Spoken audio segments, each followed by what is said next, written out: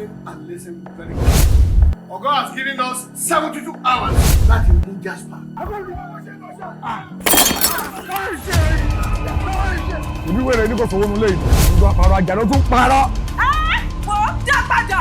Lọ́la pa ẹni tó ti pa.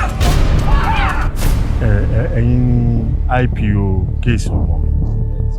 Gbogbo bí ṣe ń pààrà, wọn ò jẹ́ kí n rí DPO. Tó bá ṣe ẹni tó dúró yìí, mi ò ní fún ìdára ẹ̀jẹ̀ àgbàlá. Èmi ò kì í ṣe ìyọ̀lẹ̀ rárá. Èmi ò ṣọmọ Jésù, ọmọ èṣù ni mí. Lady kò try láti cooperate pẹ̀lú wa sá. Bó bá ṣe ń béèrè lọ́wọ́ ẹ̀ tá à ń bá sọ̀rọ̀ ṣe ló sì ń ṣàgbéjì sá. Wọ́n ní o ṣetán láti jẹ́wọ́. Ẹni tó gbé Kùránì àti Báíbù dání, ó yàtọ̀ sẹ́ni tó gbé bọ̀ dání o. Ẹ